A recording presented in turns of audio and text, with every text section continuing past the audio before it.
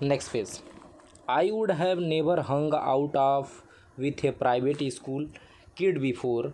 We talked all the way home and I carried some of his books. जो author है, जो writer है, वो बोलता है कि इससे पहले मैं किसी भी प्राइवेट स्कूल के बच्चे से नहीं मिला। We walked all the way, हम पूरी रास्ते, जब घर की तरफ हम जाते हैं तो पूरे रास्ते बात करते हुए जाते हैं। मैंने उसकी कुछ किताबें उसे ले ली। He turn out to be a pretty cool kid. I asked him if he wanted to play a little football with my friends. He said yes.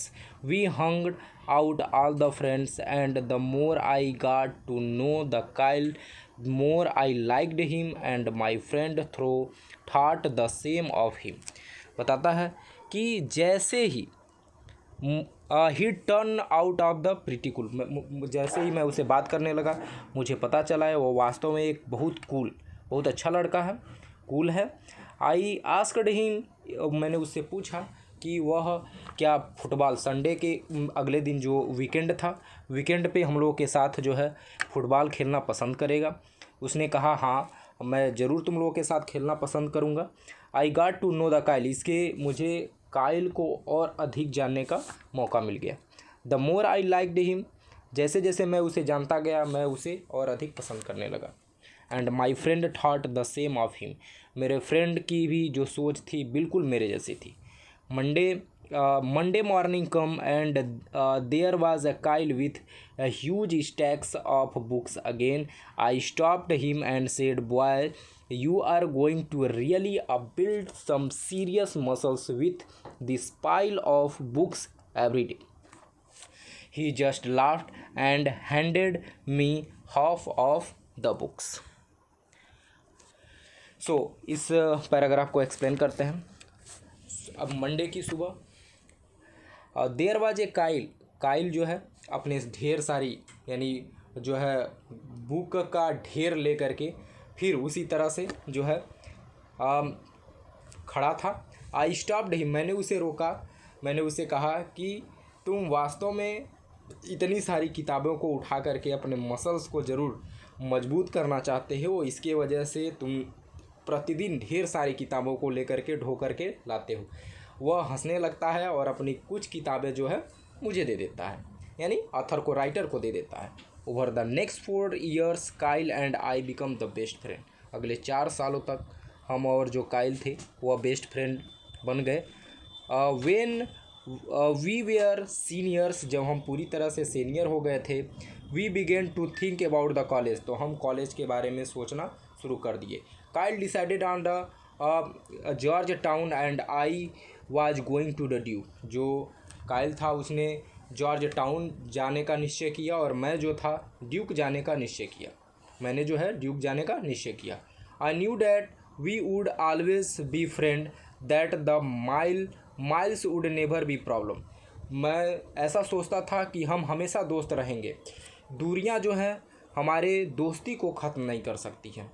He was going to be a doctors and I was going to a business on the football scholarship. वो बोलता है कि जो Kyle है वह doctor बनना चाहता था और मैं जो था अपने बिजनेस फुटबॉल ट्रिप्स पर क्या करना चाहता था, बिजनेसमैन बनना चाहता था। Kyle was a valedictorians of our class. जो काइल था, वेलडिक्टोरियंस मीन्स होता है बेस्ट स्टूडेंट। जो काइल था हमारे क्लास का एक बेस्ट स्टूडेंट था। I teased him all the time about being a nerd. मैं उसे हमेशा नर्ड यानी बेवकूफ़ कह करके हमेशा चिढ़ाता रहता था। He had to prepare a speech for the graduations and I was so glad it was not me having to get up there. He had to prepare a speech. वह ग्रेजुएशन स्पीच में graduation की speech तैयार करता है। I was glad it was not me.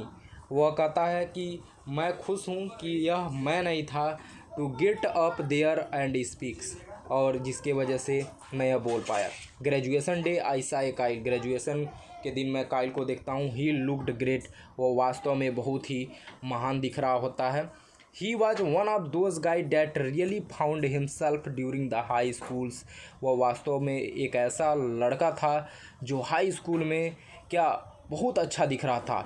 He filled out the actually looked good into the glasses. He had more dates than I had. All the girls loved him. वो बता रहा है कि मुझसे अधिक जो है लड़कियां उससे प्रेम करती थी. Why sometimes I was jealous. कभी कभी मैं उसे बिल्कुल जेलस महसूस करता था. जेलस मीन्स होता है डा है ईर्ष्या. Today was one of the dose day. आज वह दिन था. I could see that he was nervous about his speech. मैंने देखा कि वह अपने स्पीच में पूरी तरह से क्या था, नर्वस था. So I smacked him the back of and said. तो मैंने उसके पीछे जो कंधे होते हैं मैंने उसे चूमा और मैंने कहा, hey big guys you will be the great. Hey बड़े लड़के तुम वास्तव में बहुत अच्छे हो और बहुत अच्छा करोगे. He looked at me with one of those looks. He really grateful one. वह एक बहुत सी अच्छी सी अपने चेहरे पर मुस्कान के साथ उसे थैंक्स यानी धन्यवाद बोलता है. As he started speech he cleared the time to thank those who helped you to make thought those tough year. वह जैसे ही अपना स्पीच बोलना शुरू करता है वह उन लोगों को धन्यवाद देता है जो उसके कठिन समय में उसके साथ थे. Your parents, your teacher and civilising may be coach but mostly your friend. वो अपने पेरेंट्स को, अपने टीचर्स को, अपने सिविलाइजिंग, अपने कोच को और मोस्टली आमतौर पे अपने मित्रों को बहुत धन्यवाद देता है. I am here to tell you all you that being a friend to someone is the best gift. वह कहता है मैं यहाँ आप लोगों को बताना चाहता हूँ कि जो मित्र होता है, बीइंग अ फ्रेंड, किसी का मित्र बनना वास्तव में ये सबसे बड़ा गिफ्ट है और आप लोगों ने ये मुझे गिफ्ट दिया. I am going to tell you a story. मैं आप लोगों को एक कहानी बताने जा रहा हूँ. I just looked at my friend with disbelieve. He told the story of first day we meet. और मुझे बिलीव नहीं हुआ कि उसने मुझे जब हम लोग पहली बार मिले थे उस दिन की कहानी बताई. He had planned to kill himself over the weekend and he talked to how he had cleaned out his locker of his mom would have to do it later and carrying his stuffs home. वो अपने इस समय पूरे अपने एक बार उसने अपनी माँ के लॉकर को ही वह बताता है किस तरह से उसने लॉकर को उसकी मम्मी जिसमें पैसे रखी थी कुछ पैसे उसने लॉकर से निकाल लिए थे और बाद में वो and carrying his stuffs homes. अब बाद में वो अपने सामान को वापस ला करके रख देता है.